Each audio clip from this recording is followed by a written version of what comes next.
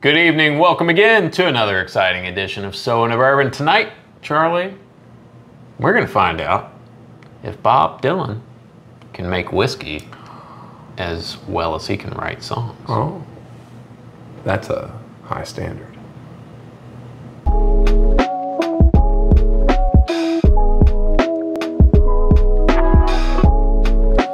All right, so Heaven's Door. This is a single barrel. Oh, cask strength. yes. And a store pick. So I picked this up Front door. from Belmont Beverage In Fort Wayne, Indiana. boom. So, if you don't know anything about Heaven's Door, it's been around since 2018. It is a partnership between Bob Dylan and... That's the important guy. That's the important guy. Yeah. And a couple of guys who used to work at Angel's Envy, I believe. And Diageo. And Diageo. Yep. Angel's Envy and Diageo. Yep. So they got together and they said, Bob, do you want to do some bourbon? Bob! And he's like, oh, no, I don't really know. And that's the only Bob Dylan impersonation I'm going to do tonight. Why? I Just kind of like it. I know, it's I was pretty hoping good. we would do the whole episode. No. You can be Bob. I said it was the only one. I love this bottle. I had Heaven's Door when it first came out. Okay. It's a source bourbon, obviously. And they source it Tennessee. from Tennessee, which means Probably Dickel. the only other possibility is Probably Jack Daniels or Dickel. Those are the largest distillers probably in not Tennessee. Jack So Daniels. it's probably Dickel. probably Dickel. Glenn loves Dickel, as we've seen in the blind episode. That's on the blooper reel. Probably. I love this bottle. Transparency. Number one, it's beautiful. It is beautiful. It's a beautiful bottle. Obviously, Heaven's Door from the song. Knock, knock, knocking on heaven's door. Wait, that's more Axl Rose. Yeah, it was more. They put the dang mash bill on the side. Yeah. And they put the char. And they put the warehouse. And they put the rack. I love that. I love transparency. Mash bill is 77 corn, 15 rye, 8 malted barley. Excellent mash bill. What'd you pay for this, big dog? So right around $60. So it retails between $60 and $70. So the one thing we were talking about transparency, which I totally agree with you. I do have a bone to pick. Pick that bone. If you're going to be that transparent down to telling us what char number it is, where the cooperage was, it's Kelvin cooperage, the warehouse is W9 Rick T, but you don't tell us which distillery it came from. That's a little disappointing, but you know, by the power of deduction, we know that it's probably the interesting thing, now that you said that. And that could be contractually, maybe they cannot disclose. The other part of this is nowhere on this does it say Tennessee. It just says bottled by Heaven's Door Spirits in Memphis, Tennessee. It does not say Tennessee or Kentucky or any state. It doesn't. It doesn't, which is very interesting. So I love the transparency of what it is. Do not like the important part of where did it come from. So, And it's not age stated. yeah. I will say though, it's at least 4 years old, and I believe the standard Heaven's Door is 6-year-old. So I think so. Yeah. you would think if it was 6-year-old, they would put that on the bottle. So I don't know. It's between 4 and 6, or You know what they say, the times, they are a-changing. they are a change. You know what? I kind of complained when we poured that it wasn't very dark. It's got a beautiful, it really does have a beautiful, like, kind of amber color to it. It's really nice. It's a little darker than darker what I than kind of thought it was. what it It's got was a in good there. cling to the glass. Yeah, puts a nice little ring around there up top.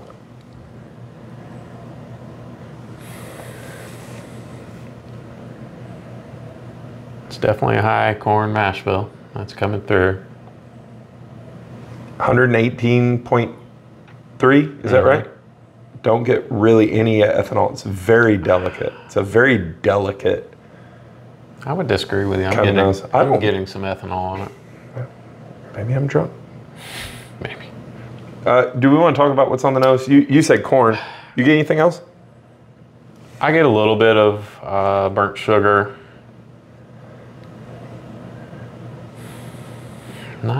It's a lot of corn. It's a lot of corn. Not a whole lot of complexity. I just wanted to see you squirm because I know this is Dickel. So.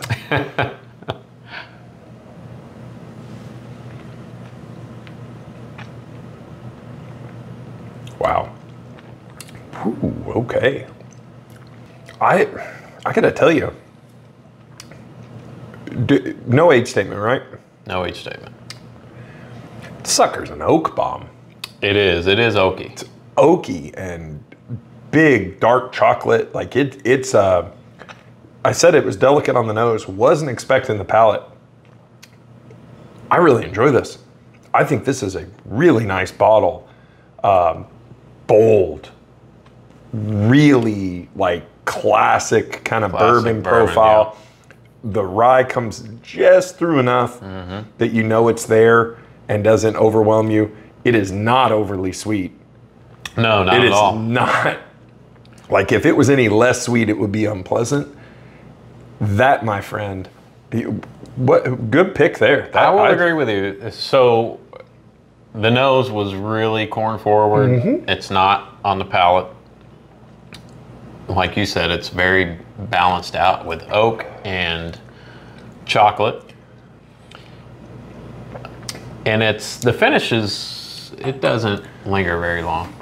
It's not a bad finish. It just doesn't, it kind of rolls. Stick. It kind of rolls a little bit, and then it just kind of fades really kind of nicely. Which to me, it has. I get that oaky dryness, but that always makes me want to drink more. I really like it. I think that right there punches outside of its weight class for sure. I think you would pay a lot more than that $60 to $70 for something that has that kind of like really oaky. That's a really good store pick right there. Yeah, I don't disagree with you at all. I like that. Not a bad pick. I like that. And if it's Dickel, I don't get any of that Dickeliness. The funny thing is, in my head, that was going to be my next statement. As you were saying, I don't get that. Now I'm getting a little bit of that on the nose. That whatever it is that Dickel is famous for. The Flintstone vitamin, kind of that. A little bit, but I don't hate that. It's not real strong. It's just there.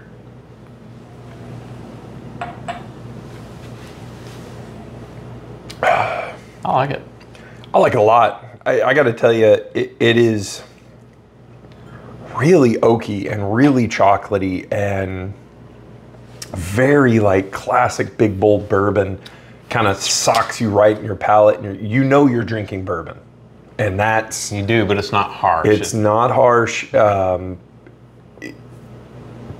Man, I really like that one. I'm really surprised. I don't know what I was expecting. It wasn't that. I have a hard time. If that's 4 years old, kudos. I have a hard time believing that is. Yeah, it doesn't taste like a 4-year-old. It doesn't. Now, we have had 4-year-old stuff from Starlight Distillery and other places that are, you're like, man, that's pretty good.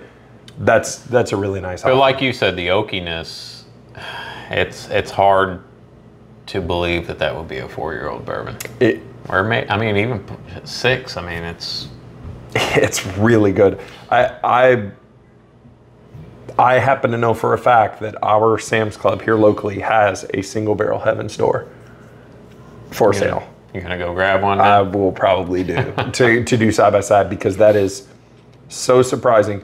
We just filmed an episode where I was immensely disappointed. Yes. This is like why it's kind of a reminder of like, this is why you do this. This is why you pop bottles. This is why you drink stuff, because you never know what's around that. You never know what's under that cork. Yeah, and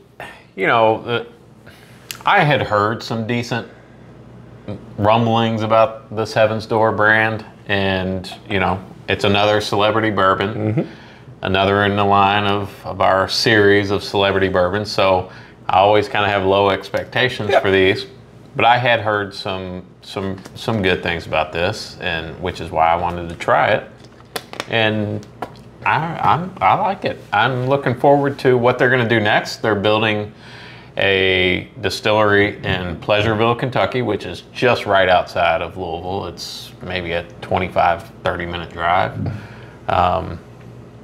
So yeah, I'm kind of looking forward to seeing what comes next. I'm very pleased. There's a 10-year version of this. Oh, I know. Yeah, I know. We need to try that. We may need to. I like this. I'd highly recommend you pick this one up. If you love Bob Dylan, then you should pick it up and throw on a vinyl. Don't do it. How much? Don't. I'm just going to ask a question. Okay. How much involvement do you think Bob Dylan actually has in the, do you think he's out there tasting whiskey and giving input as to, I like this, or this needs to age a little bit longer? Do you think he's even tried this whiskey? Man, that's a good question. I like to believe that he's there and they, whiskey thief it out and pour a little in a Glencairn for him. And they say, Bob, what do you think? And he says, and